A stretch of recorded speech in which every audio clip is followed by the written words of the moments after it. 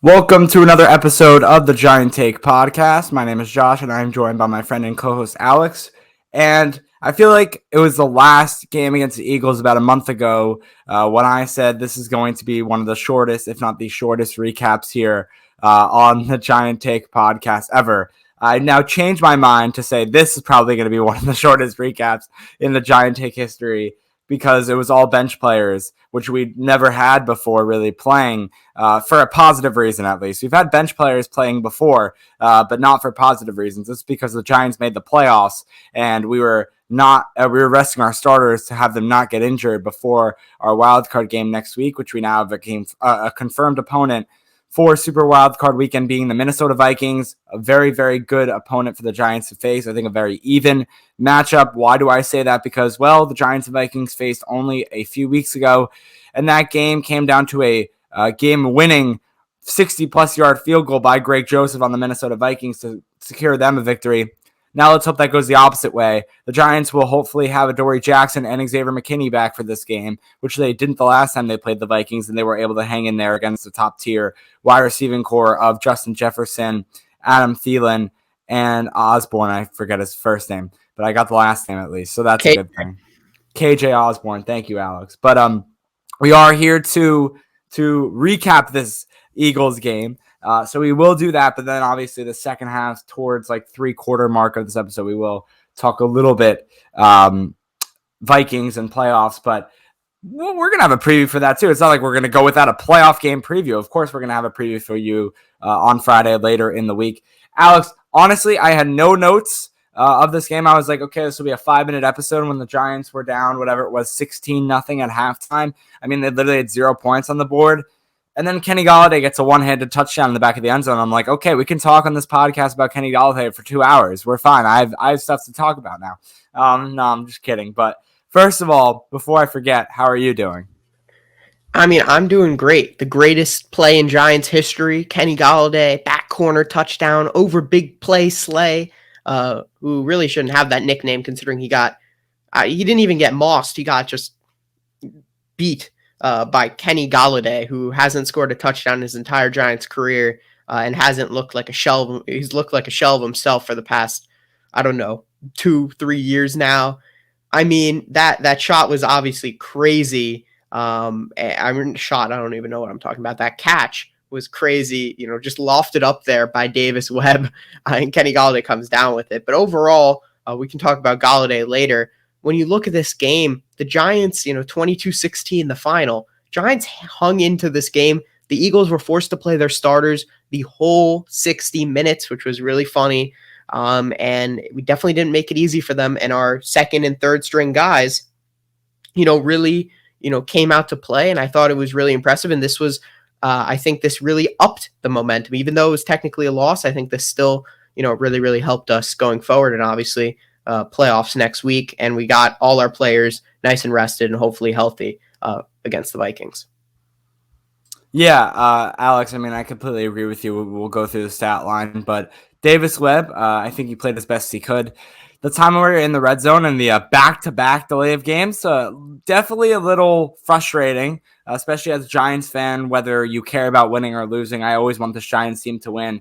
If we were able to spoil the Eagles' chances of getting that number one seed in the NFC, obviously I would want that to happen, especially with the revenge, even though Doug Peterson isn't the Eagles head coach anymore. It's still the same franchise. So kind of getting that revenge for what happened a few years ago with the Nate Sudfeld quarterback situation, that would have been nice, kind of spoil their chances a little bit. It's not like they wouldn't have made the playoffs, but, would have stopped them from getting the home field advantage and the bye. It is what it is, though. The team, like you said, they gave a ton of effort in this one on offense and on defense. I like to give credit to Wink Martindale's defense for not allowing Jalen Hurts to really scramble with the constant pressure and the blitzing. Jalen Hurts had to throw it away at least 5 times in this game from like times I can mentally remember in my head. I didn't go back and rewatch the game to find it, but I know 5 occurrences at least that Jalen Hurts was scrambling out of the pocket, couldn't find an option, and the only thing he can do was throw it away or take a sack. He ended up throwing it away. So Wink Martindale doing the same thing as he does the entire year, except this time with not his top-tier talent and not his starting guys, but was still able to get pressure.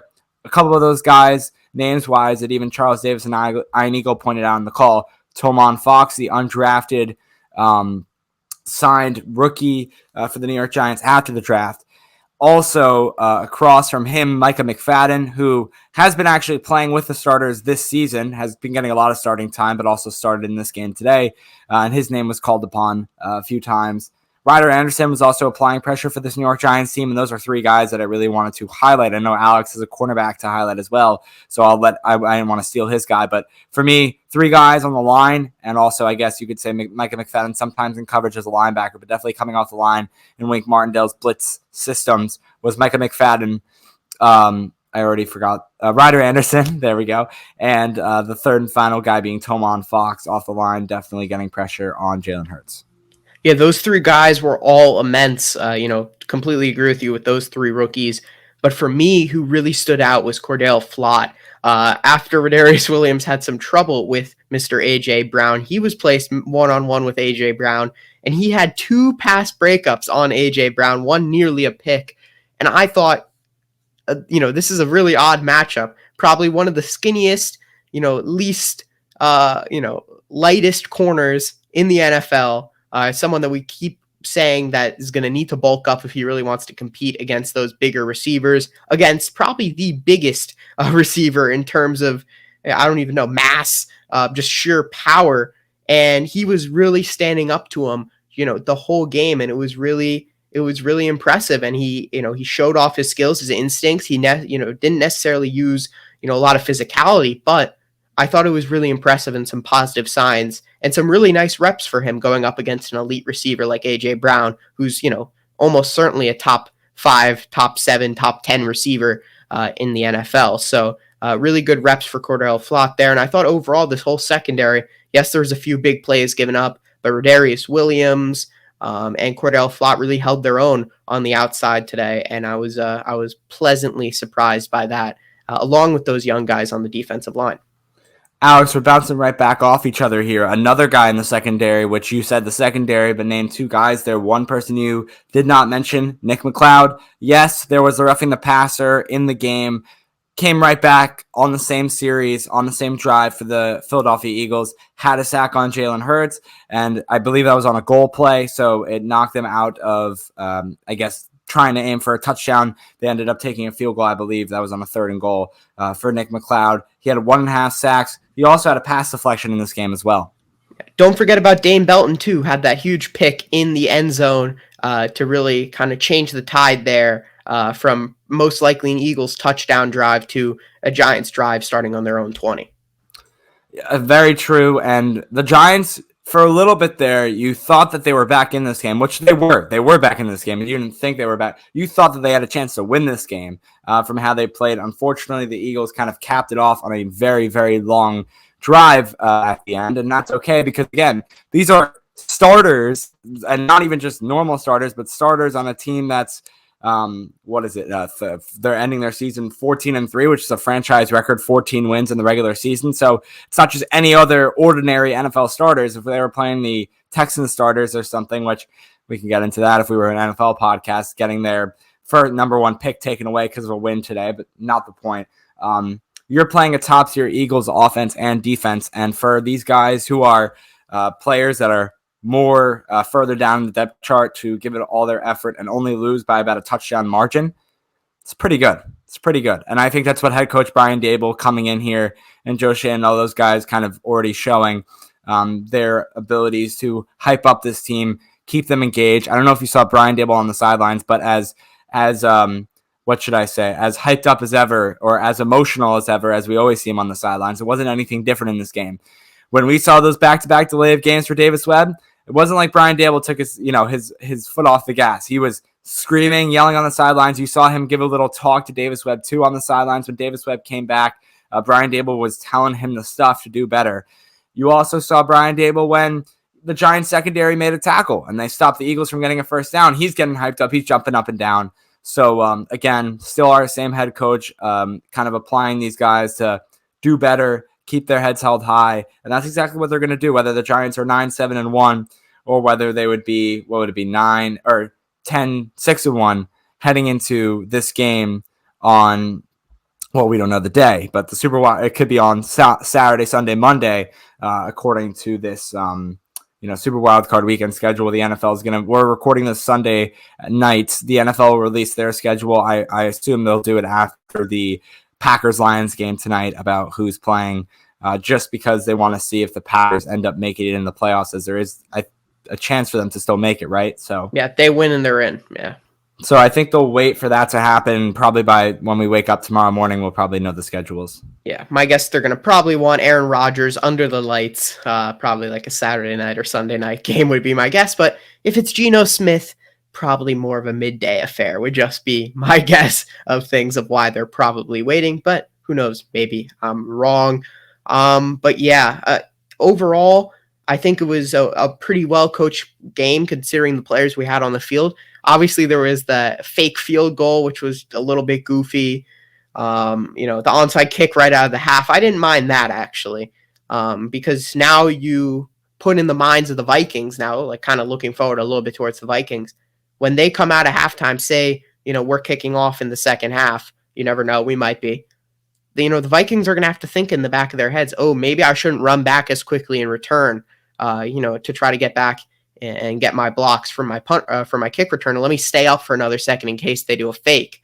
And I think that's something that could be valuable and, could give the Giants, 5-10 yards in the kick return. You never know how valuable that could be. So I think that was a good idea. Fake field goal, not as much, especially considering how tight the game ended up being at the end. I think it would have been more beneficial for the Giants if they, if they had actually kicked the field goal there, whatever it was, 49 yards with Graham Gano, who probably would have made it from that distance.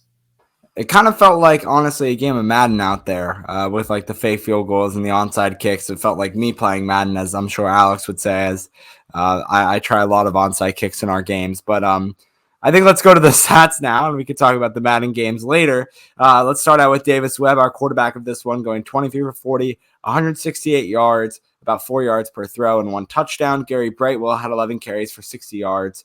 Davis Webb also ran the ball too, pretty mobile, 6 carries for 41 yards and a touchdown. He trucked a guy, and that was his first touchdown of his NFL career. So pretty exciting stuff for Mr. Webb. Catching the ball, Lawrence Cager. Who would have thought it? Lawrence Cager led the New York Giants when it came to receiving yards with 8 catches for 69 yards. Marcus Johnson second there, 3 catches, 36 yards. Kenny Golladay, 2 catches, 30 yards, and a touchdown. An absolutely insane one-handed catch to give the Giants their second touchdown of the game. I mean, insanity. What else are you going to say about Kenny Golladay? Gets paid 4 years, $72 million. Probably won't be on this team next year. And making big plays when it doesn't matter in the last game of the regular season once the Giants have already clinched. It really writes itself, doesn't the script? Doesn't the script write itself? So, Josh, I think, is he still going to get cut at the end of the season, or do we think this catch is going to give him a new, maybe $80 million deal over 3 years?